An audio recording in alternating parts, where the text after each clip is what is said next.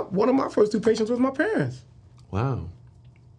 So I've been blessed enough and kind of haunchy still that I had to transport both my parents. My dad was having an internal bleed and my mom was having a stroke. And I had to transport both of them. I had to ask one of my employees because I called my mom and something wasn't right. And she's like, yo, your dad's been laying on the floor since 9 o'clock. I'm like, Mom, it's 5 o'clock.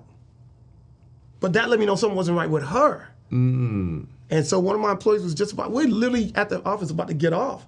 I'm like, bro, I need you to ride with me real quick. Like, I'm gonna pay you extra. He's like, say no more. Yeah. Picked up my mom, put her in a stretcher, put her on the bench, picked up my dad, put him on the stretcher.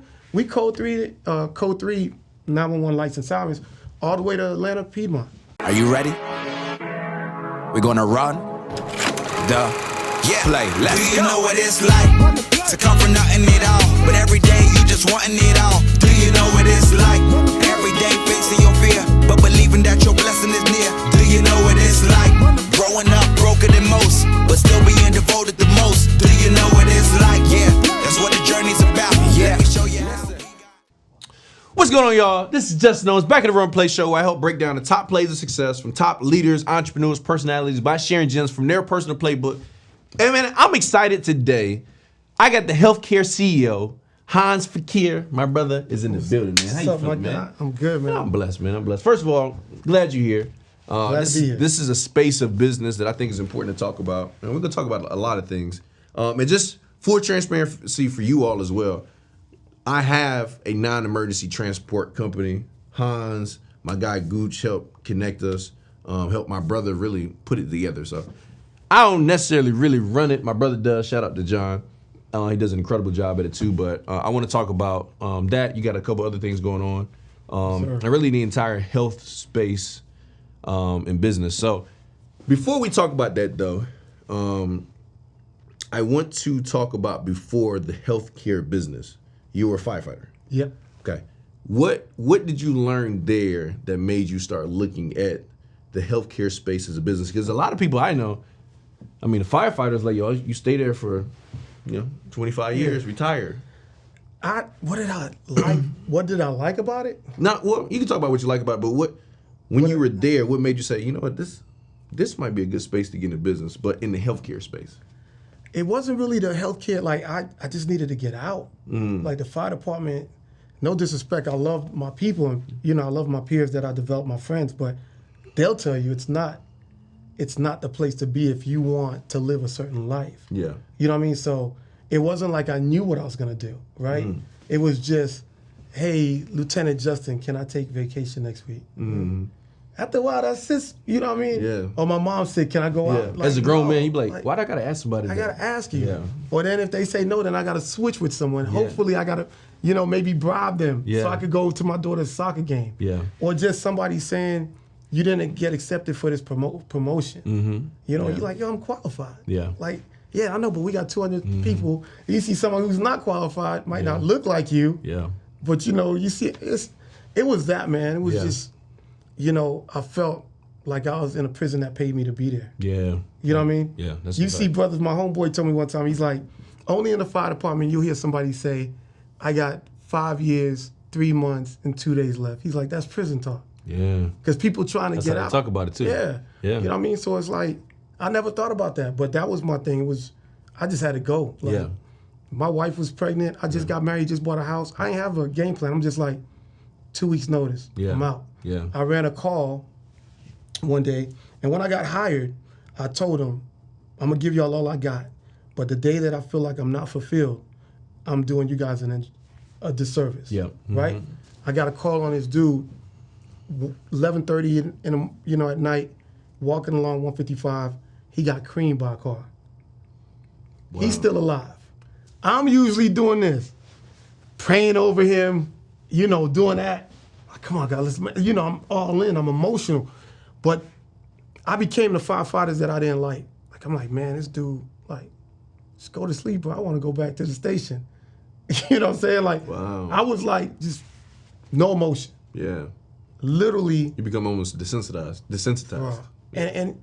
And you can still be desensitized and still do your job with passion. Yeah. Right? you just learn how to disconnect when you don't have that sensitivity anymore, Yeah. right? So, but I had that sensitivity and I had the passion, but it was gone. That one call, the very next day I woke up to my lieutenant and said, I'm out. No, he's like, what? I was like, yeah, I told y'all when I get to the point where I'm not emotionally involved anymore, Yeah.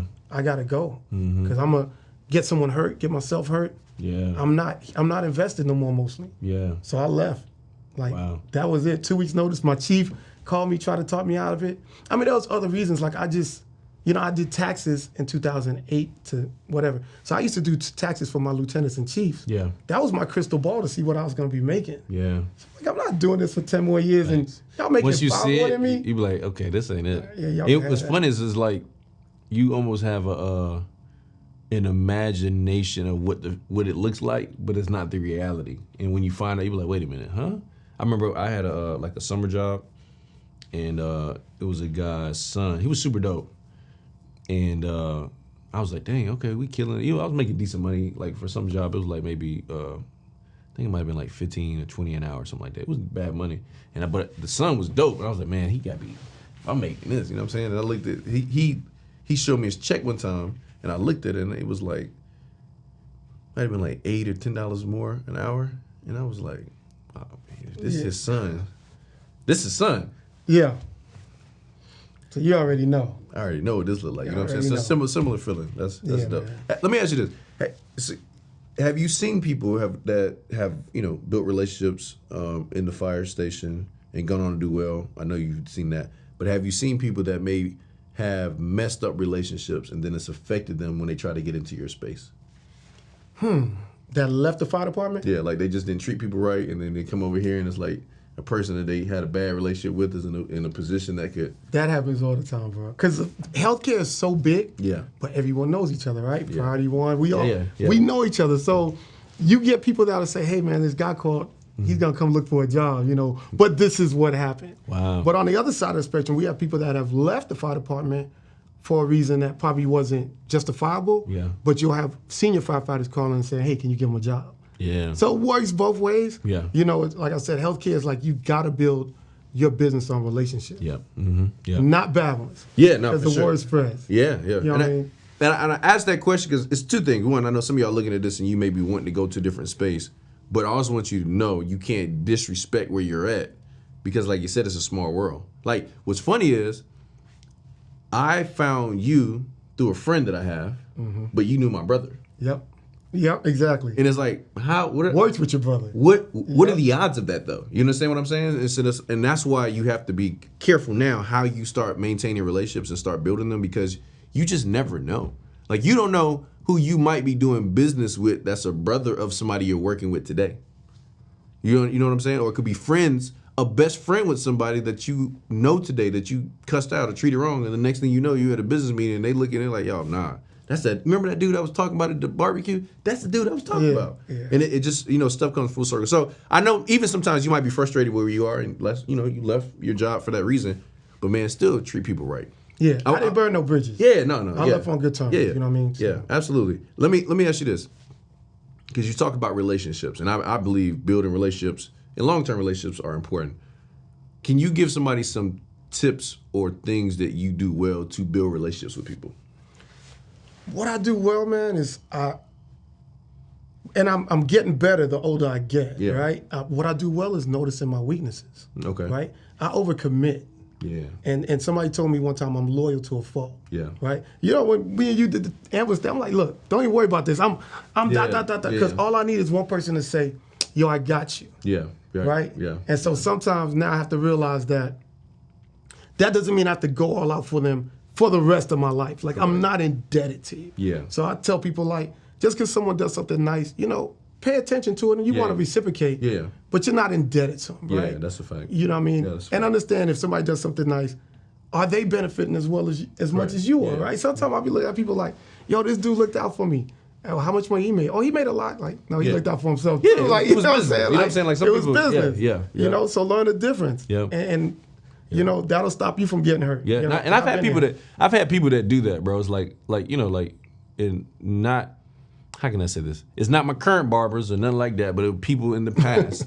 But I've had people that's like, yo, I pay you every time we have a conversation. And then it'd be like, I'm doing something, they'd be like, oh, I got to pay for that? I'm like, I pay you every week. Yes, you have to pay. Like, you ain't coming to my crib, cutting my house for free. Yeah. Cut my hair for free.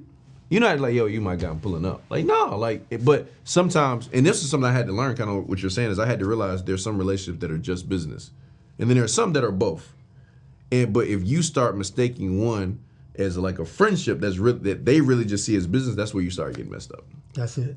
Yeah. And a lot of stuff is mutual. It's like, and it should be mutual. I try to have as many mutual relationships as possible because, you know, those typically work out better. If somebody needs somebody else more than the other person, it's not like something that makes sense. It's like you got to have a neutral heart. Correct. Right? You can have a big heart for selective people. Yeah. Right? Because they're going to be like, man, Justin, I value you. Yep. You know, but other people say, I value you, but, hey, man, you think you can put me on your show? Like, my value comes with contingencies. Right. You right? You know what I mean? It comes with conditions. All the time. And a lot of people, they just sometimes people are building relationships for a reason. And a lot of times you can tell, like, okay, you trying to just get close just to do this. I know a lot of people that try to get close to other people just to get to me or get close to me to get close to somebody else. Yeah, y'all got a whole set of different issues. I don't have those issues. Yeah, you know what I'm saying? Like, but I remember when me and you first met, and for like a year or two, I'd call you just be like, yo, you good? Yeah, you did. I don't need nothing. Like, Alex get in. I don't even know Alex like that. Yeah. You know, of course, me and Marcus, we working together, but I'd be like, bro, you good? Because y'all doing something I'm not. Y'all got another level of demand. You probably are responsible to more people. Yeah, for sure. And as brothers, we don't really do that. Like, yo, I don't need nothing. Just, you good? Yeah. You know what I'm saying? That's why I love being around my son. Yeah. Like, I love my daughters. Yeah. Don't get it wrong. Yeah. You know, they 22, 20. But my son is super dope because he's 7 and that's unconditional. Like, no, Dad, you want to just play video games with me? Dad, you want to play? Yeah. Like, you ever meet someone who just want to be with you just for the sake of being just with being you? with you, yeah. Like, I like now everybody, like, I put them on that level. Like, nah, you gotta like me like him. Yeah. Like, for me, like a female, like, no, just be with me because you just want to be with me, not what I could provide for you. Like, you just gotta be a real one. Yeah, right? Absolutely. My son's love with me is so unconditional, and that's crazy though. And I know my daughters do too, but you know, they're at that age where they love you and then they say, "Bud, can you?" You know. But just to have that authentic, I look for that in my friendships. Yeah, absolutely. You know what I mean? Now, I'll say this because, and you can share whatever you want to share, right? But, you know, a lot of y'all know by this point, I was married before. And it wasn't like, we didn't have like a terrible divorce, like, yo, I hate you, that type of stuff. There were things that I learned about myself after the fact that, you know, I don't know if you could look back on your relationship and be like, okay, there were some problems there. And then, you know, you start dating people again, you're like, okay, wait a minute. Okay, that was me. You know what I'm saying? Like, because this is a brand new person and I'm having a similar issue. So that one I created, but then there's some that you you know, obviously see that could have came from another party. Did you, in your transition from, you know, fatherhood, relationship, and all that kind of stuff, did you find out anything about yourself as a man? Yeah, I'm not perfect. Yeah. I'll tell you, last month I was at a wedding, and it was my sister's best friend, but she's like my little sister. Yeah. And we at the reception. Wedding was dope, and I was like, dang, they're gonna probably ask me to speak. What am I gonna say? I met her husband now. Yeah. But the first time I met him was at my mom's funeral. So I'm like, oh, you know, first time I met my guy, he was at my mom's funeral, so that speaks that speaks volumes for his character. Yeah. And he really cares about Barika. Yeah. So that shows that it's not about him, it's about, you know, being there for her. Yeah.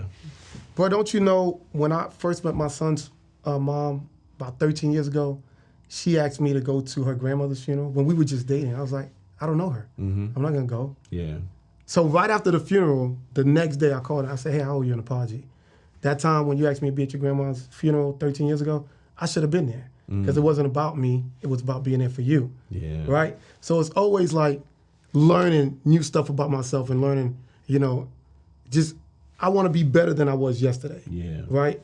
And so That's big. yeah, so she was like, that meant a lot to her. Think about the power it takes to come and apologize for something from 13 years ago, though.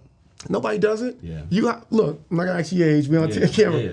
But I guarantee you can't name more than 5 people that looked at you and said, Justin, you know what? You were right. My bad. I'm gonna work on that. Yeah. I ask that question all the time, and I tell people, if you could count more than 5, then you're blessed. I can't tell you more than 3 people that I told them something about themselves, and you're like, you know what? You're right. Dang. You don't even have to say it now. Come back later and say it. Yeah. I don't know nobody that really does that. Yeah. People are too prideful. To me, it's like, that's just an opportunity for me to evolve, like for me to keep growing. So if you say something that makes sense, just I'm be like, I might not get it right away, Yeah. but I'll be like, dang, bro. I'll pick up the phone and be like, you know what? You was right. Mm-hmm. Because Yeah. now I just took another step of being better. Yeah. Right? And people don't do that, man. I don't know why. It's like, Yeah. I don't get, Yeah. you know. Yeah. Dang, that's big. I like that. We're about to talk about healthcare, but I want to talk about one more thing first. You were new to the social media space, Yeah. right? I remember when we first met. Yeah. I like 200 followers. Yeah, I think it was like it might have been like the solopreneur or something like that. And I was like, okay.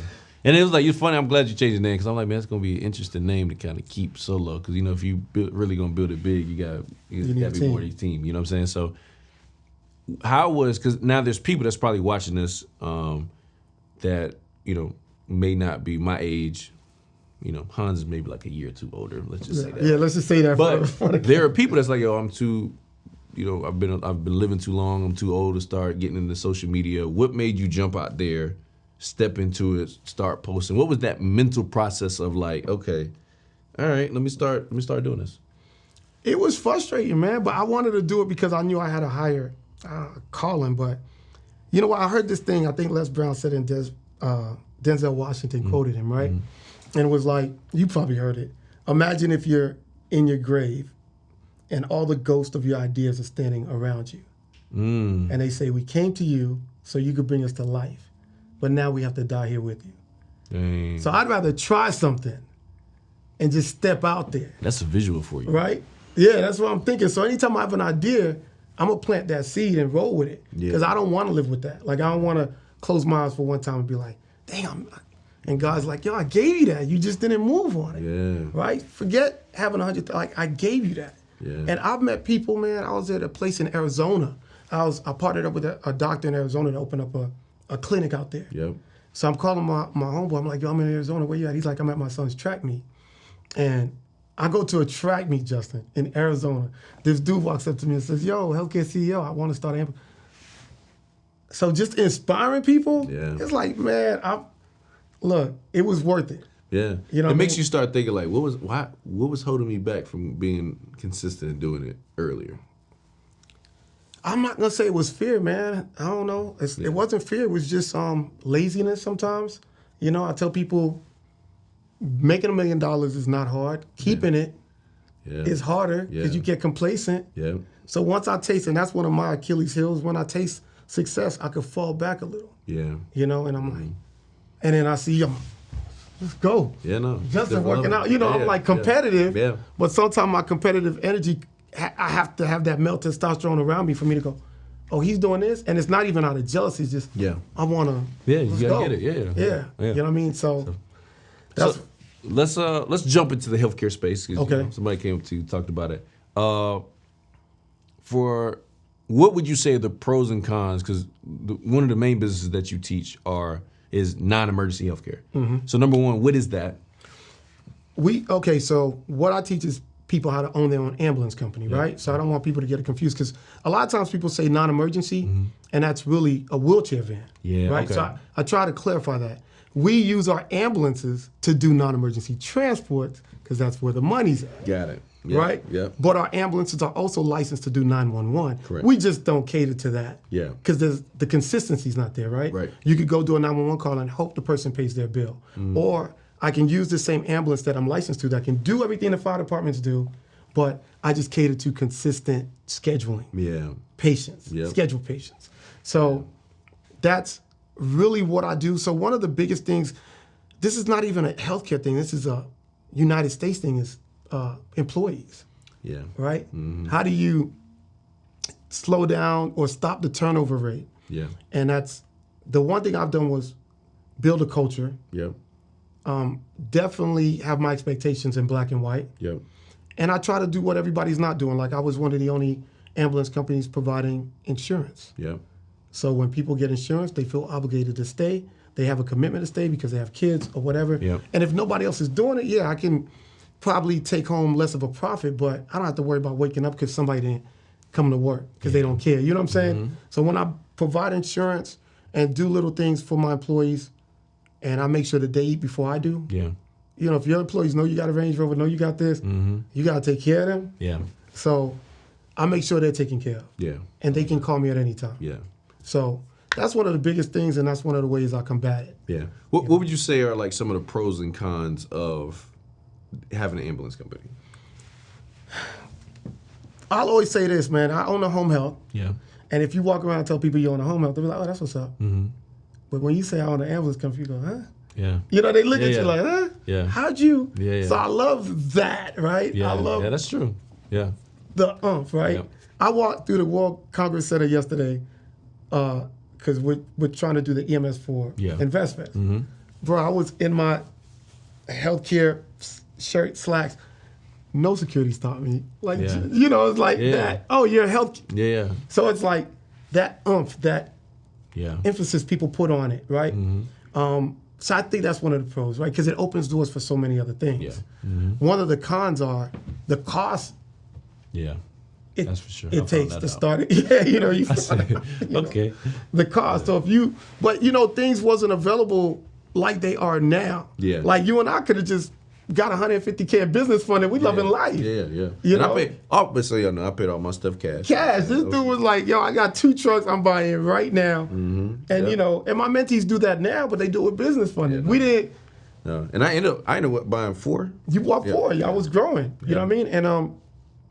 And that's, you know, the things. And even one of the cons is not having a network, right? Because when you thought about even, hey, this might not be the thing, I was like, give me a chance to just audit you. Yeah. Yeah. And now, By the way, like, and I called him. I said, "Bro, this costs me too much money." and because you know, and granted, we started during COVID. Yeah. So it was a tough time because that business, and I'm gonna just kind of give my perspective is it's almost like a reverse of most businesses, meaning like we had to get the office first. Right, you have to get the office first. We had to get the trucks first. We had to get the insurance first. you invest so much before. And then you start. And so I want people to understand, like, because you know some people that maybe some of y'all are like network marketing or like side hustle businesses, and like this is like a real business. And so the reason a lot of people can't do well in even some of these affiliate programs and stuff like that is because their mindset is not even strong enough to start a real business. So like I don't want you to be prepared of like, yo, you're really jumping into a real business. But here's the other thing. What I like about that is you put so much in, you have to try to figure it out. You got to. You know what I'm saying? And I feel like sometimes with entrepreneurs, the reason a lot of them don't figure it out is because they don't put enough in. And this is a real business. And it was unique for me because that's the first, I've never had a business that I had to do it that way. Because I always do my businesses opposite. Like, let me come up with an idea. I'm going to get some interest first, and then I'm going to go do it. And you take This was like, nah, you do all, I was like, yeah, I got to pay all this for, and then when I started, you know, I waited, you know, I did stuff before we even got some of the numbers. So I'm paying payroll first for 90 days. Flying to Texas. Out of my, you know what I'm saying? Yeah. And so it's a great business because it's like even during COVID, people needed transport. If you guys would have started right before COVID, I mean, Medicare gave us a check for $150. Wow. Every ambulance company in Georgia got $150,000 from the government. They're like, we need to make sure you guys are still running. Wow. So again, even though we run non-emergency, we're treated like the 911 companies, Yeah. right? And the thing is, and I know, you know, no knock on anybody doing trucking, I get a client once a week saying they trying to get rid of their trucks. Mm-hmm. And people, and I've done seminars and people go, well, why is what you're doing recession proof? Mm-hmm. And I like that question. Is there a liquor store in your neighborhood? Yeah. Is there a Popeyes? Yeah. Is there a McDonald's? Yeah. Do people still get sick? Do people still age? Are there car accidents? Yeah. As long as all those things happen, Yeah. I will have a job. Yeah. You know what I'm saying? Until we stop aging Yeah. and stop having car accidents and people fall, Yeah. Alabama both die, you know, stuff like that. Yeah, you know, absolutely. Yeah. I'm good. Yeah, no. When that stops happening, then I'll probably look for something else. Yeah, that's a fact. But I've never heard, I had to hurt for patients. Shoot, one of my first 2 patients was my parents. Wow. So I've been blessed enough and kind of haunchy still that I had to transport both my parents. My dad was having an internal bleed and my mom was having a stroke. And I had to transport both of them. I had to ask one of my employees because I called my mom and something wasn't right. And she's like, yo, your dad's been laying on the floor since 9 o'clock. I'm like, Mom, it's 5 o'clock. But that let me know something wasn't right with her. And so one of my employees was we're literally at the office about to get off. I'm like, bro, I need you to ride with me real quick. Like, I'm gonna pay you extra. He's like, say no more. Yeah. Picked up my mom, put her in a stretcher, put her on the bench, picked up my dad, put him on a stretcher. We code 3 911 lights and sirens all the way to Atlanta, Piedmont. Wow. One was having a stroke, one was having an internal bleed. So now it's like, roll one in, put him in the bed, because I already called the hospital and told them, hey, this is what we got, this is what we got. Yeah. So it was a blessing to do it, but again, it's not a day that I don't think about it. That's why when people ask me to sign up as a mentor for them, I'm like, what's your why? Yeah. Like, my why was really to help people. I'm going to make money. Yeah. You know what I'm saying? But you might be transporting somebody's mom and dad. You will be. Like, you really get in that dirt like that? Because that's what I do. Yeah. You know what I'm saying? And then the money comes. Yeah, for That's sure. Yeah. Do you have to have like licenses for that business? You got to have a state license, but you don't have to be an EMT. Okay, so the owner don't have to be an EMT. No. Okay, you have to have EMTs, I guess, On the work trucks. Got it. Okay, so it's kind of similar like sometimes with trucking. Yeah. You don't have to be the driver, but you But can. the driver you- has to have a CDL. Or Got something. it. Got it. Okay. What is the day in the life of two people? Right. One, the person, because you've done both. Like you were the person on the truck running, and then at this point you don't have to get on the truck anymore. You're the operator. Can you give me the day-to-day life of a person that's operating the business and on the truck? Because some of y'all may start like that. Yeah. Then also the today life of running the business. So we'll start with the person that's running it and on the truck. Well, right now, I'm in a place, thank God, that I manage companies, right? Yep. And I always tell people, if you're doing it, well, my mentees, I tell them, if you're running a business after 2 years, you're doing something wrong, right? Yep. You got to find out your happy place, meaning that, like right now, my right-hand man, Marvin Thrasher, Yep. he makes more than me, Okay. right? Yep. I don't have to ever be there. Yeah. He gets those calls, right? And so what we did was we made everyone who works in our office is an EMT, from the receptionist to the billing person to Thrasher. Got it. So it would take 4 people to call out for me to actually have to jump on the truck. That's not going to happen. Yeah. You see what I'm saying? Yep. But Smart.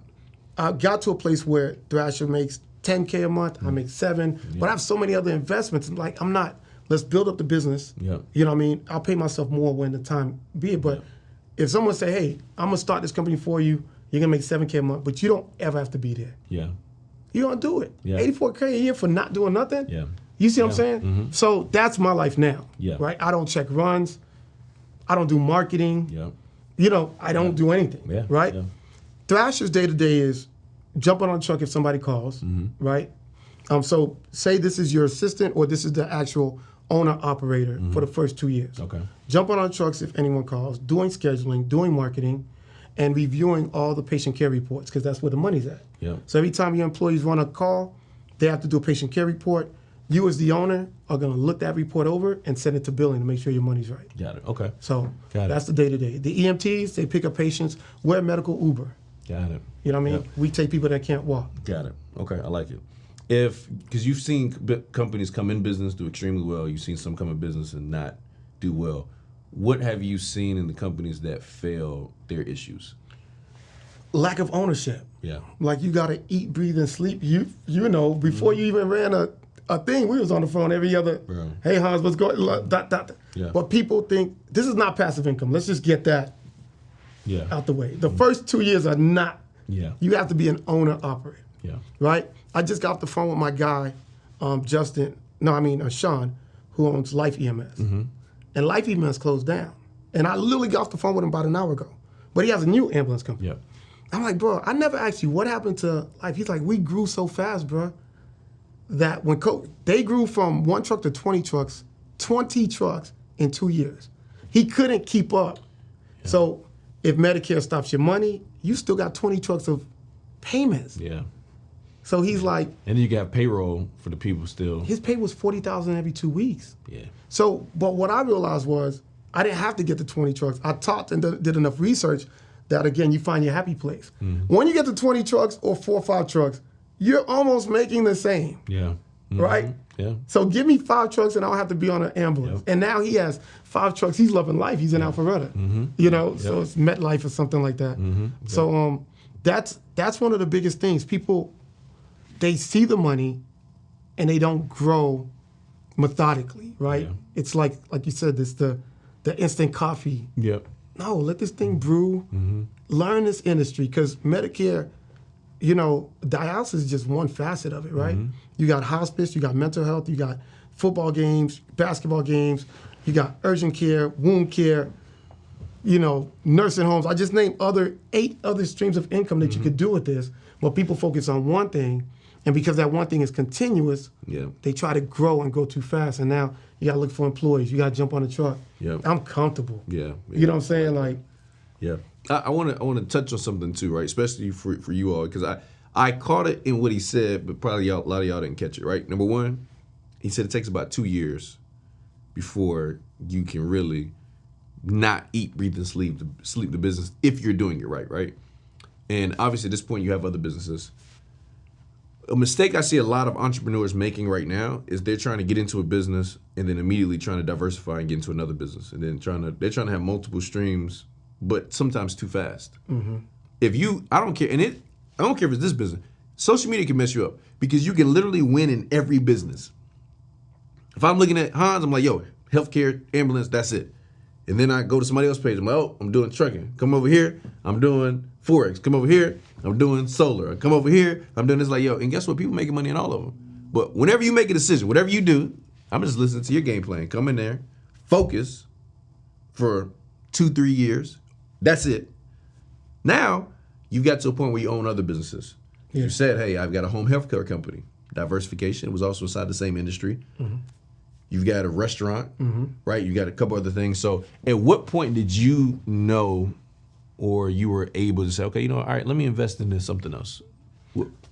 once I got the ambulance to where I had to go, right? Yeah. And you know that jack of all trades quote. Yeah. But of course, people don't know the ending of it, right? Yeah, it's often better than a master of none. It's the part that they don't. Exactly. You know what I'm saying? So I took that and I actually looked at, like, I watch a lot of Shark Tank. Yeah. Right? So everything I do is strategic, Mm-hmm. right? So you could own a lot of businesses, but your partnership has to be strategic. They can't be on your same level. Correct. Right? So when I felt comfortable and I had enough capital to throw in different places, my cousin, 30 years restaurant. Okay, all I gotta do is fund this. I can be still hands off, right? Yeah. And I don't partner up with people that need money. Yeah. Yeah. I just don't do it. Yeah. And I don't partner up with people that's never made money passively. Yep.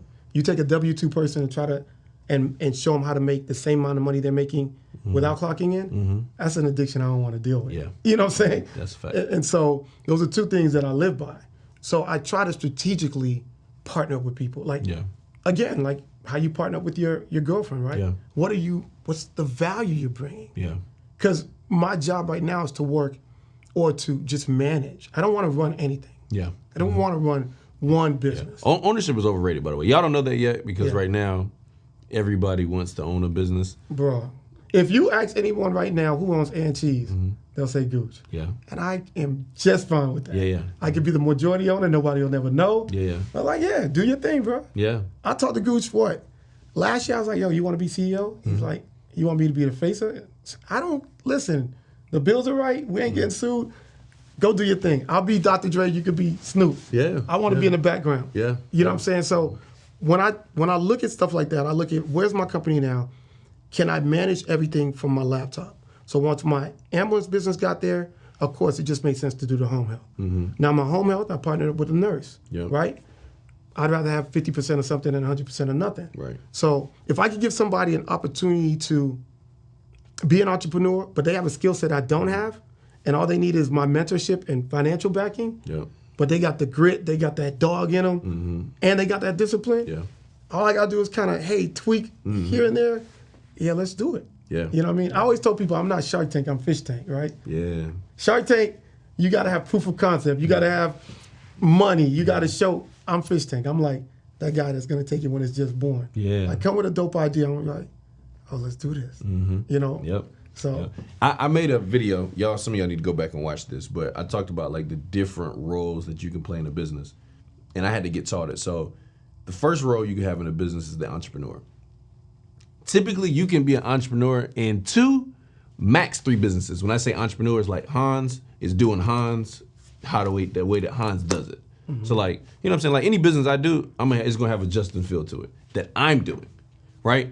But you can't do that in every business. So you got to say, okay, man, I'll be the person that's driving it over here and marketing over here, being the personality. Then you have somebody that is just the consultant, meaning like, hey, I give you advice, give you my ideas, but you don't get me. And then the other role that you can have, and I dive into this a little bit more, is just money. Meaning, hey, I give you money, and you don't get my ideas or me. And I think a lot of times what I had to learn was which role, if I'm coming into a business, which role am I going to take? Because sometimes the problem in partnerships is you think I'm coming in as number one, but I'm coming in as just number 3. And so if I'm thinking, yo, I'm just giving you money, but you're thinking, oh, he about to come over here and do the Hans thing over here. It's like, no, I'm not. Yeah. Hans is not going to be the Hans that he was in his ambulance company for everything you're a part of. No. Someone was like, yo, I'm going to just invest. This one, hey, I might come in a couple days, show my face, give you my ideas. And then someone was like, hey, man, just... I have them uncomfortable talks from jump. I got a lounge opening up in Marietta, right? So if someone asks you, Justin, why are 3 reasons you invest? What are you going to say? Or give me some reasons you invest. In a business or just period? Period. Oh, it's to make money. Okay. Yeah. Any other reasons? If I care about the person, if it's a good idea, but 9 times out of 10, it's to make money. Okay, cool. Because that's what usually people say. Yeah. Money, generational wealth. Yeah. Residual income. Or sometimes it's like, sometimes it's like to leave an impact, you know what I'm saying? Like a make a statement of like, okay, this is different. And that's why I tell people, like, I do that, right? Invest for money, leave some bond to my kids, put it in the trust. But the other reason I invest that a lot of people, I think, do, but don't even know that they're doing, I invest to attract investors, right? So I got a lounge opening up in Marietta. Yep. I told the dude straight up, I just want people to see I got a lounge. Because this is going to be like, this dude got a restaurant lounge. What the hell? He got rental cars. Like, I'm not doing nothing. I'm not cooking. I'm giving you money just so I could be like, yo, y'all come through my lounge. Everybody's like, what the hell is he, what is he doing? So now I'm attracting other people that probably wouldn't have noticed me. But they say, okay, he's a force to be reckoned with. He's got a restaurant, a lounge in Buckhead, Marietta. He's got his home. Hey, then you start getting a phone call. So sometimes people don't realize, like, I invest just to attract other people, right? You take the bait, you go fishing, just to attract other fish. So that's one of the main reasons I do it. And I have those uncomfortable conversations from jump because I don't want any expectations of me, any false expectations, right? No, this is what I'm gonna do. I'm not paying light bills. I'm not gonna be hands-on. I gave you 20, make it work. I don't care if I don't even get my 20 back because this is me throwing that bait out there to attract something bigger. For sure. So I already know I'm taking an L. Right. But I know what I'm doing. It's strategic. Sure. Right. It's a different play. And I think that's important too because some of y'all seeing people make moves and not all of them are for money. No. And some of them are busy moves and not like busy like bad, but like busy like but you're not understanding that when somebody like this Hans is making a move like that, he's already got multiple businesses that are already successful. And so he's not starting his ambulance company today and starting his home health company today and starting his restaurant in Lenox Mall today and starting a lounge today. And that's what a lot of people are doing. And that's what I see a lot of entrepreneurs are messing up. They're trying to do too much. They're trying to be you today. How long you been in business? 2016. And everything I got, I planted seeds before COVID. 7 years. Yeah. 7 years running a successful business. And when did you first start diversifying your businesses? Before COVID. Like the lounge in Marietta was 2 years ago. The restaurant was during COVID. So those seeds been planted. So like 3 years. Yeah. So because I'm also, anytime we talk about this stuff, I'm also trying to get people the other side of like understand, trying to give them tips on where they're going, but not trying to do it too fast. You know what I'm saying? Because it does, like, okay, so it's like, hey, and you did it over time. It wasn't like all at one time. You know what I'm saying? So y'all just make sure y'all take notes. Like, yes, the goal is, I'm never gonna talk y'all out of like diversifying because you do want to diversify. Another thing, I typically only invest in businesses that I understand or I have immediate relationships with. If you notice when you watch Shark Tank, the ones they invest in are the ones that they already have the supply chain ready. Like, oh, you know what? Ready to go. Hey, all right, if I invest in this one, I can put you on Home Shopping Network. I know the suppliers for this. They get you a better price on this. So they're already thinking about, okay, the relationships that I have, this is plug and play. Easy. So it has to make sense. Like there's a business that make sense for you and don't make sense for me, but it's still a great business. I pitched the ambulance business, people don't know, in 2015 at Rick Ross. Wow. I went to high school with him. I had a flyer. It was him in a suit, a bunch of the Ross EMS, Rapid On-Site support and service. Yeah. His people's like dope, but he's like, oh, that ain't me. But I know him. He's gonna invest in stuff that he uses. Yeah. Right? So I didn't get offended. I was like, no, I understand. I pitched the whole thing, and like you said, it might not be for him. You know what I mean? But it doesn't mean it's a bad business. No. It is a great business. Yeah. It was more expensive, I ain't gonna lie, for me than what I Yeah. thought. I was like, okay, I'm glad I got some money because it's in. Granted, everybody don't have to do it the way I do it. Like now, like you said, people get financed and stuff like that. But it is a consistent business. It's a consistent. And what I will say on what I tell my mentees is, this is one thing I said, look, just focus on one thing and opportunities will come, right? Yeah. Shaq was never an actor. He just, I'm gonna focus on basketball. Right. Then the acting, then the sponsoring. Like if you focus on one thing, the restaurant opportunity, the lounge they will come because people see your greatness. And you don't have to go looking for business or try to do what everybody else is doing. Somebody's gonna be like, yo, let me holler at you. Yeah. You know what I'm saying? So from just picking up, and I always tell people, from picking up one patient back in 2016 to get me 4 or 5 trucks, to meeting you, to now I'm doing with Marcus. I was with David the other day. Once you're good at one thing, you will do a lot of things because those doors are open. People will see your work ethics and you know how real you are. Yeah. You know what I mean? And be like, yo, can you, you know, your phone will ring. Like I turn down business all the time, but you probably say no more than you say yes. yeah, man, yeah. Because it's like, you know, and I was talking to David Shannon, you're the same way. And me and him was talking, he's like, man, I got a list of employees. And he's like, how do you know what employees to hire? Because he was hiring. Yeah. I said, I ain't got your shit, right? I said, what I would do is I got this thing called the Mr. Miyagi effect. Okay. And he's like, what's that? I said, well, you got somebody that wants to work at, what's this thing called? Social proof? Social Proof. Yep. So make them clean the floors for a month. Make them go get donuts. They can't even come by the studio. Just make them do grunt work. See their true authentic self, right? Because you don't know if somebody just wants to be with you because you're new age Yeah. and be like, yo, Wendy, can I do it? Nah, bro. You gonna run, go pick up my next guest. Yeah. I just need you to Uber.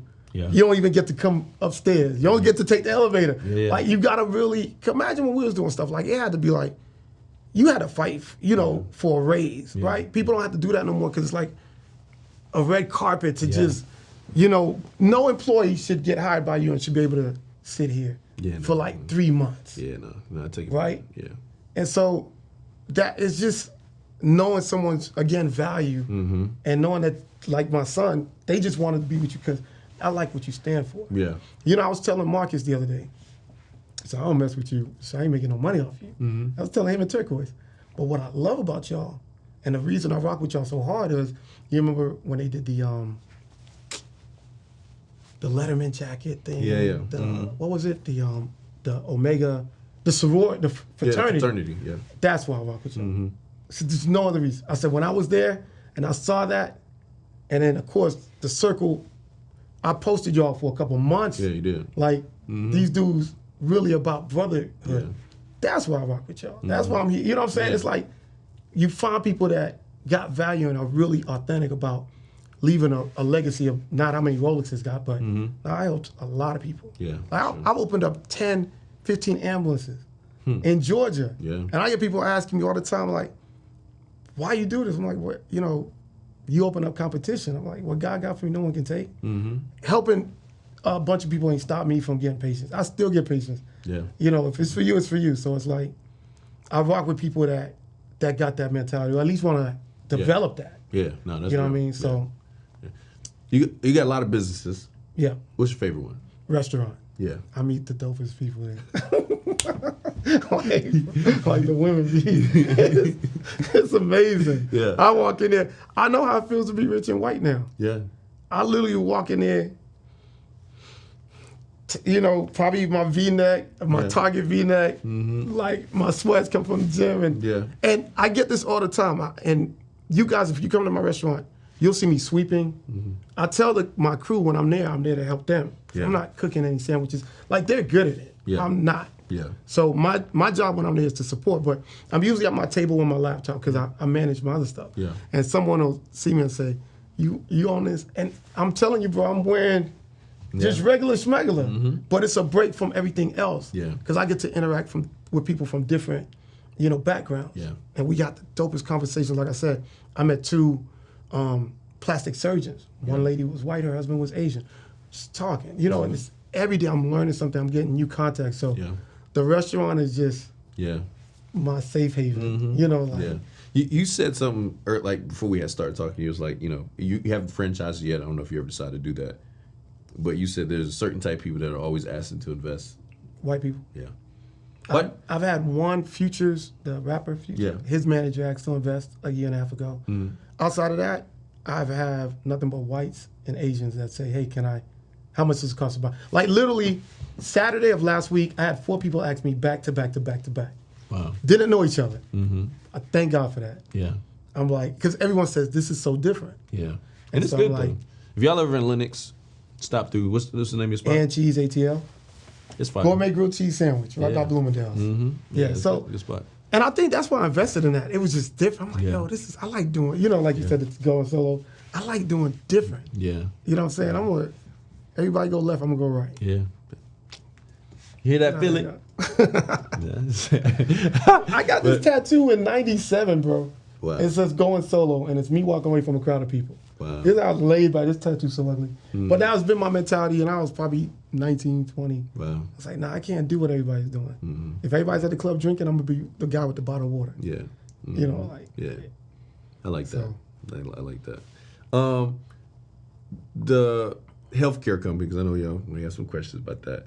What kind of profit margin can a person expect with that business? There's 2 Or different. in income, I guess I should say too. But Yeah. margin, yeah. So the ambulance, I'm gonna break it down real quick. The ambulance pays per Medicare. That's the majority of your patients, right? Yep. You can still get private pay patients like Cigna, Humana, Blue Cross Blue Shield, and they'll pay more, right? But Medicare pays now. They raised it. It used to be $150. It's now $162. So if I take someone to dialysis, it's $162. Okay. If I take them back, it's another $162, right? So that's what, 134? I mean, 234, something like that. Yep. Or 334? 334. Yep. 334.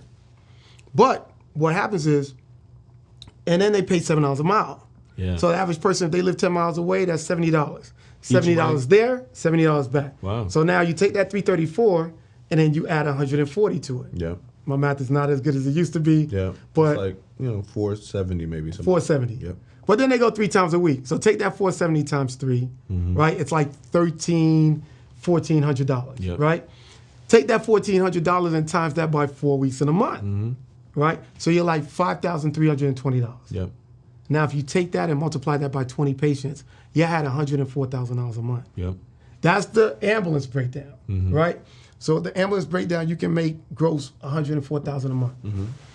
The home health, it's different. Yeah.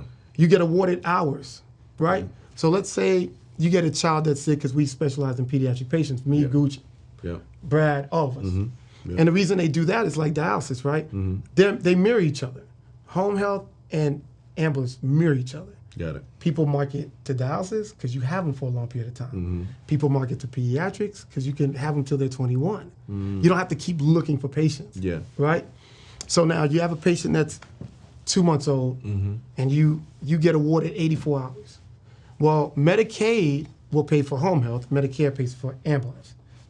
Government pay, that's the way to go. Got it. Okay. Right? Medicaid will say, okay, your patient, we're giving them 84 hours a month. Break it down however you want. 5 hours a day. You talk to the family. Y'all break it down to how many days a week you're coming and how many hours a day. But we're only giving you, because it's skilled, meaning RN services, $50 an hour.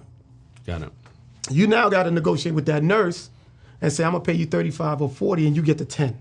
Okay. So home health care, okay, I'm going to just translate this for myself. It's almost like a staffing agency, It's a sta- healthcare staffing it's agency. a staffing agency. Yeah. Home health is the fancy way to say it, but you hit it Yeah. on the head. Yeah. It's a staffing agency. Yeah. You got skilled, which is your RN and LPN, and unskilled, which is CNAs, sitters. Yeah. You know what I mean? But for every level, Medicaid will pay you a certain amount. Okay. If the doctor says this person needs skilled services, Medicaid will pay you $50 or something an hour. Okay. Unskilled, 35. And now you got to hire someone and negotiate so you can make the profit. Got it. So the more you get and the more hours that patient get, the more money you'll make. Okay. So if I'm looking to start a ambulance company, on the low end, what should I be expecting to invest? 80 to 100. 80 to 100. And that's if I'm in the truck too, or just period? No, it's just a start. Okay. Yeah. In home health, you can start a home health for probably 20, 25K. Yeah. If you do it yourself, probably less, but I'd rather pay somebody to just get all my Medicaid paperwork done. Yeah. And then, again, 80 to 100, but again, things are different, right? People put 10,000 down in there. So now their starting ticket is 50. Yeah. It really just depends on Mine how was a couple creative you can be. 100,000. Yeah, I do know that. yeah. Mine was a couple 100,000. We live and learn. Yeah. I was like, all right. That's it. But like I said, it's I think it's important for y'all to understand because it is a great business. You have to know what you're getting into. Like if you coming in and you just trying to make a quick dollar and you just trying to like make a quick lick, this is not the business. It's not gonna happen. Yeah. Or if you think you could do it in 3 months, it's gonna take 8 months for you to probably get started. Yeah. Look, my brother, when we first started, he was like, "Yeah, I'm gonna probably do it for like maybe 6 to 12 months, and then I'm gonna go move to Houston," because he wasn't married at the time. I said, "Bro, there's no way." I told you, I was like, that's not gonna happen. It's like you need to be dedicated, bro. Yeah, yeah. And now he gets it. Like now he's like, "Man, I'm glad I went through that process of like figuring it out because it was a learning process for him too. You know what I'm saying? And it was me too. I didn't know much about that space at all. Now he's a beast. Yeah. Like he calls me, he gave me 2 patients the other day. Wow. Like he's like, man, I'm getting so many patients, I gotta give them away. Yeah. I was like, okay, Jonathan, proud mentor moment. I'm like, I see you. Yeah, that was he's doing his thing, man. I'm proud of him, man. It's great. Like I said, it's great business, and you are great with knowledge. I appreciate. Anytime I've called, you be like, hey, Yeah, I appreciate it. So I would say this: if y'all ever looking to get in, I know we'll probably share everybody how to get connected with you. I would say the timing of where you are is good because I don't know if in 3 to 5 years, as your son gets older, you're gonna be as accessible taking the calls you take today. I'm gonna be off the grid. Yeah. I got a 30 million off no social media. Listen, I'm blessed right now. I got mentees in Cali, Arizona, Chicago, Alabama, 2 in Jersey, 3 in Philly, and 1 in Maryland, and 1 in Virginia. It's growing. Like my goal, and I put this on my vision, to have a mentee in almost every state. Yeah. Can I imagine saying, and if somebody says, Justin or Dad, or Grandpa, how'd you get into owning an ambulance company? You'd be like, oh, this guy I met like 20 years ago. And my name just keeps going. Yeah. So I'm trying, but yeah. And I wasn't ready back then. I was trying to, like, just strike a deal with me, man. I need to know this. Yeah. But can you imagine, like, this is how dope God is. Can you imagine if you co-signed on it? Yeah. We wasn't structurally ready. Yeah. And that's that's why you remember I was like, bro, there's no way I can like. Yeah. And I didn't, for real, I'd be like, man, Justin ain't trying to help me. Yeah. Like, but knowing what I know now, I'm like, just like how you got a back-end person, then that back-end person has to have another back-end person, then you got to get your ClickFunnels and man, I'm still not there. Yeah. So and I told you it was a lot. Like, bro, listen, I know what it would take for me to do that because it's a lot. In any business, it's a lot. It's a whole different business though. And that's what I think I'm gonna tell people right now.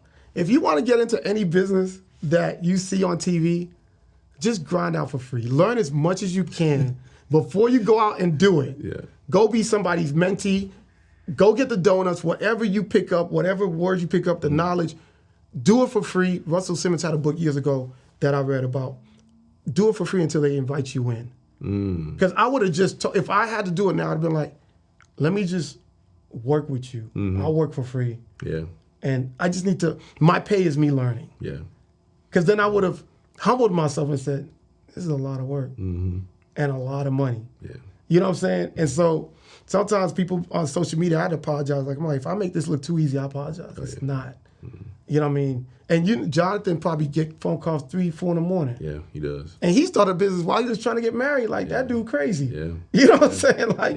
Like, bruh. So I tell people, man, if you want to learn a business, go sit under your mentor for free. Don't ask for nothing. Yeah. Don't ask for nothing. Do all the errands. You will learn. And that'll be your payment. Yeah. Yeah. Tell people typically there's 2 ways to get mentorship. You buy your way in or you serve your way in. Basically. Yeah. And if you ain't ready to buy. Yeah. And here's the thing. There's some people that if you can't, like, you can't even buy in. So the only way to get in is to serve in. But serve isn't just, hey, hey, man, what do you need? I'll carry your bags. It's like, it's also, how can I add value? to Yeah. you. You know what I'm saying? Because some people like you got a system. Yeah. So I can say, hey, can you? You're like, no, it's not. You can't take it personal. Yeah, Like I yeah. got my system in place, and I don't need nobody to kind of Yeah. disrupt it. Yeah, you know, yeah, so yeah. you gotta pay. Yeah. And anything, just so y'all know, anything I talk about like this right here, I actually did it. You know what I'm saying? Right. So I understand like what it takes, but I really like, I'm telling you, I think it's a really, like if you're looking for like a stable business, a legitimate business that even one day you could probably sell it. Like I've seen some people that yeah. sell the companies, right, in the book of business. So it's a great space to be in. But like I said, you have to be willing to put in time, effort. And I feel like these are the conversations more people need to hear. Like this isn't a pitch. Like some people, they get on, they're just trying to like, yo, hey, come over here and buy it. And I think, you know, it's easy to sell stuff, but I also think people need to know, man, what does this really take for me to win at a high level? This And- is different. Yeah. Right. It is. I went to a bar one time, and it was like an all white bar. Yeah. And we drink it. This is when I don't drink no more. It's been a year now, but the guys are like, man, so what you do? I'm like, I own an ambulance company, and you know, you effing me. Yeah. No, I do. Yeah. You know what I mean? So. It's great for conversation. I will tell you that. Bro, I sat next to the owners of the Phoenix Suns. Like when I went to Phoenix, Yeah. we had floor seats, and my man's like, "Yo, that's the owner." You know how you go to halftime and everybody at the floor seats, they got this one section that they go eat and Yeah, dine. yeah, uh-huh. So I tapped on his shoulder. I said, "Hey man, I heard you the guy I need to talk to." Like, this is the owner of the Phoenix Suns. He's like, "I am," and he's like, "Who told you?" I said, "My friend over there. He's a doctor." He's like, "What do you do?" I said, "I own an EMS company." He's like, "How'd you ever do that?" The owner of the Phoenix Suns is like, "How'd you do that?" Yeah. Yeah. And so, the grandiose, the conversation. Yeah, I tell it is. all my mentees, no disrespect to anybody, you're not opening up a barbershop. You know, this ain't nothing. This ain't a barbershop or a hair salon. Like you have a company, Justin. That this guy put it best, man. My mom's nephrologist. When I talked to him one time, I was at the hospital. I told him what he did. He said, "Man, I appreciate what you're doing." I'm like, "What?" Like, you know, he's like, "Man," and I'm gonna ask you: have you ever had a life-threatening surgery? How many life-saving procedures have you had done? Well, I had my appendix taken out, but it had burst. So one. And I tore my Achilles, but that wasn't life saving. So I would say one. So your company and my company, the doctor told me we have the privilege of transporting someone who has a life-saving procedure done 3 times a week. Yeah. Dialysis. That put everything Yeah. in perspective for me. Yeah. So that's how, like, when I tell my mentees, we're getting into such a unique space that if you do what's right, you will make the money. Yeah. I tell people this also. Ambulance company ain't gonna make you millions, Yeah. but it will set up opportunities Yeah. for you to make money. Yeah. That's a fact. You know what I mean? I agree. It's like, But- unless you're AMR, Yeah. Yeah. you know. I looked at their contract. That joint was crazy. I said, bruh. But in my mind, it's like it's relationships. It's got to be a relationship. And so, you know what I'm saying? We're going to keep building and, you know what I'm saying? Facts. Well, hey, one day I meet somebody, you meet somebody, we just say, hey, guys, That's it. look. That's Let's it. pull it together and we'll take over this contract. Because, you know what I'm saying? We're moving up in the cities, you know what I'm saying? So if y'all know somebody that, you know, run these cities, tell them to hit us I'm up. trying to do the EMS for the Georgia World Congress Center. I'm like, any event y'all have. Yeah. And the lady was like, okay. She said, we don't have anyone. Yeah. Let's go. Yeah, there I you went go. there just because I tell people God's my business manager, man. So once I make God my business manager, he might wake up and say, hey, go to the World Congress.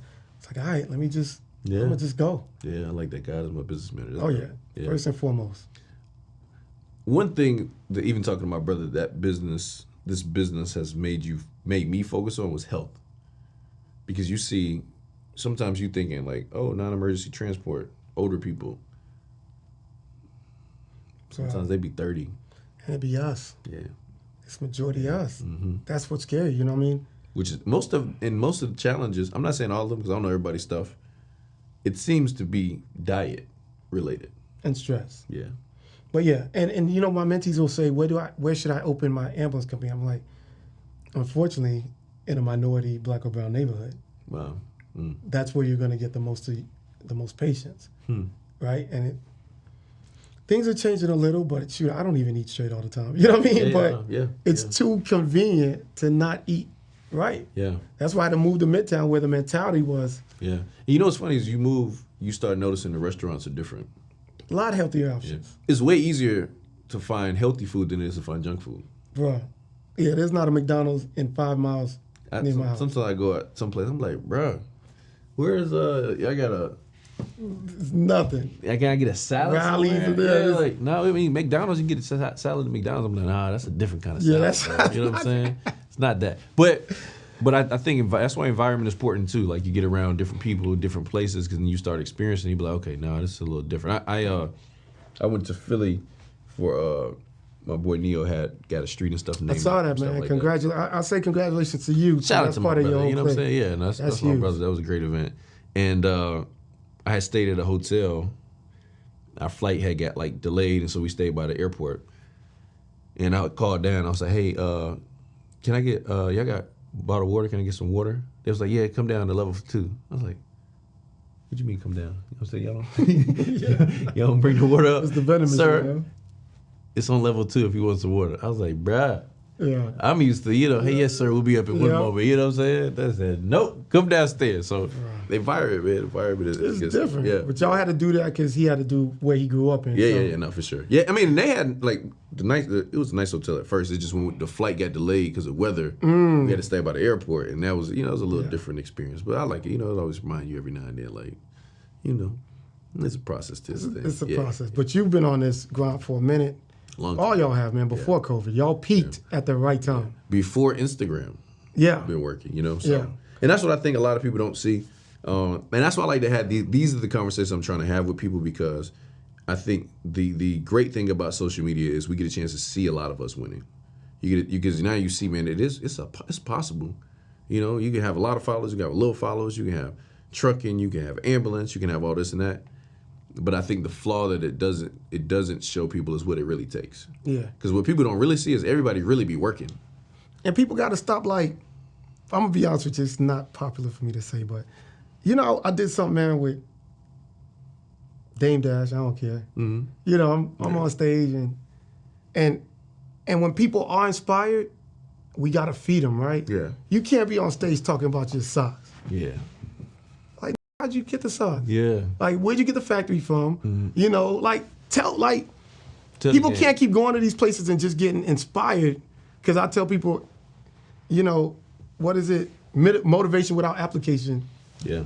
is useless. Yeah. Right? It's like giving somebody a car keys with no direction. You're gonna run out of gas sooner or later. Yeah.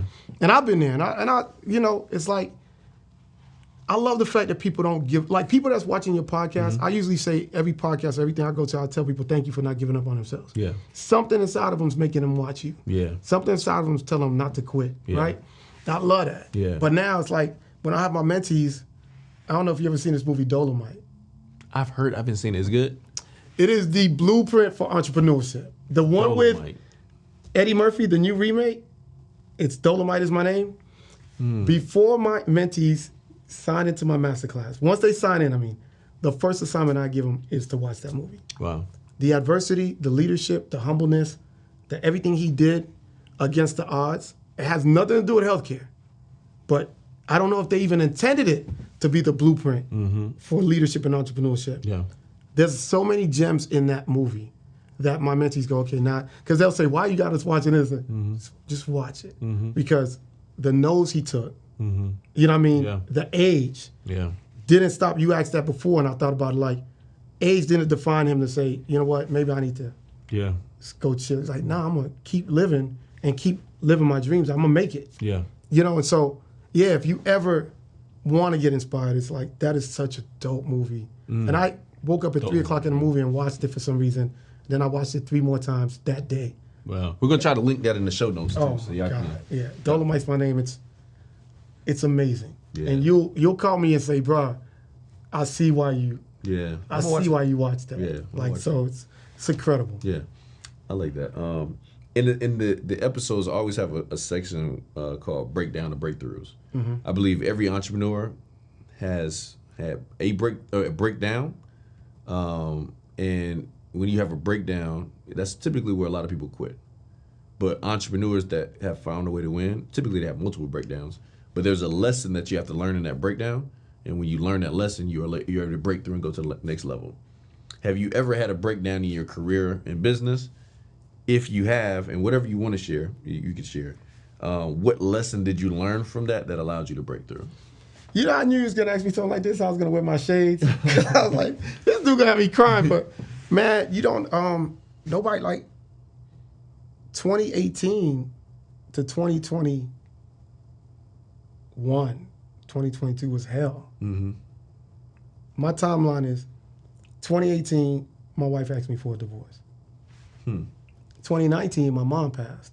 2020, my best friend that I started my first company with started another company behind my back and stole money out my account. So we had to go through court. Wow. 6 months before I found out he did that, he was at my mom's funeral helping me carry the casket. Wow. 2020, I'm in court fighting him. 2021, I lose my dad. He passed away at my house, in my room. Wow. So I tell people I could write a book about my 4 years. Yeah. And that was, Sorry to hear that, man. yeah, man, that was like, and you see, people don't like, when I'm going through and I'm like, y'all be there, like, I tell people, man, it's like, being an entrepreneur, we're the best actors in the world. Denzel ain't got nothing on us. Facts. You know why? Because I could be with you now and behind the curtains, which I use as an analogy for my mind, nobody knows what the hell I'm going through. Yeah. You see what I'm saying? So it's like, I'll tell people, I gotta still put up that face. Oh shoot, I told Justin 1 o'clock. Hey guys, I'm, you know, but sometimes I'll tell God, man, I don't want to go out and perform. Yeah. Like, I'm done. You know what I'm saying? Like, close the curtain. Yeah. But he's like, nah, like, just go back out there and perform one more time. So Wow. I go pick up a patient. And then somebody will say, I love your restaurant. Okay, to me, that's my standing ovation. Yeah. Or someone say, I love your EMS company. You know what I mean? That's my standing ovation. You know, I get a good review. But I'll tell people as entrepreneurs, man, we're such good actors because we got to get up every day and perform. Yeah. Even though we don't want to. Because no one can know what's going on behind stage. Yeah. What's going on in your relationship. Whatever, you know, however you want to look at behind the stage is, Yeah. that's my analogy of what's going on in my mind. Yeah. Yeah. And you know, that was my breakdown. Yeah. Like those 4 years is like, last year, my attorney called me just last year and said my court thing was over with. Wow. I was on not 75, I cried. I was like, because I went through the whole thing with my, like, I didn't get a chance to mourn my parents or even work through my divorce. Yeah. So I'm like, and this is my dude. Like, you did this, like, we grew up together. Yeah. You know what I'm saying? Like, and I'm fighting you for a company that I started. I called my attorney one time, and he's a white Jewish guy. And I'm going through the court case, and I'm like, bro, I'm done. It's like 9 in the morning. He's like, you know we can win. I'm like, I'm good. He's like, why are you giving up? I'm like, you ever seen, and he kind of laughed. I said, you ever seen Straight Outta Compton? He's like, huh, why would you ask me that? It's like, I know you white and Yeah. Jewish, you know, like, Yeah. I don't want to offend you. And he goes, yeah. I said, you seen that part where Dre told Suge I'm out? And Suge said, if you leave with nothing. And Dre said, you can't put a price on a peace of mind. He said, say no more, I'll draft up the papers. What do you want? I said, I want my name and my patients. Can't take the name, can't take the patient, you can take all the trust. So when you see me in my ambulance, I rebuilt. Like, no one knew I started over. When y'all saw the fleet, I had to start over. I just didn't tell nobody. So I was like, and while I'm doing that, I'm still, my dad just passed away. My daughter was doing CPR on my pops. So I got to be there for her, still deal with my mom's situation. So I'm like, dang. See, I still got to be there for y'all, my mentees. I'll be ready to tap. I'll be like, fuck. Yeah. You know what I'm saying? So it's like, but the breakthrough was, after I gave everything away, it felt like God was saying, I was trying to tell you to open your fist a long time ago. I got you. Yeah. And that's why I tell people I make God my business manager, because I don't partner with people too much anymore. Like, unless he approves it. You see what I'm saying? So I was holding on to that company so much because I started it. And I'm paying this dude $7,500 to live in Miami while I'm grinding. You know, you just got greedy. That's why I said I'd never do business with someone who's never made money passively.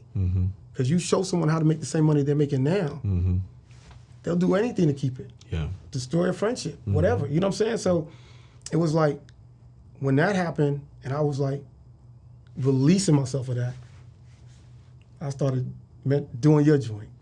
So I'm going to Philly. Marcus called me, what you doing? I'm like, nothing, why? Let's go to Philly. I'm on $1 million worth of game. I'm on, okay, God, I see you. You know what I'm saying? Like, Yeah. I just had to give that up because you had something a lot bigger for me.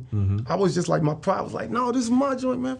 Yeah. I'm arguing with God and everything. I tell people all the time, like, even though God's my manager, we don't get along. Like, he gets on my nerves, I get on his.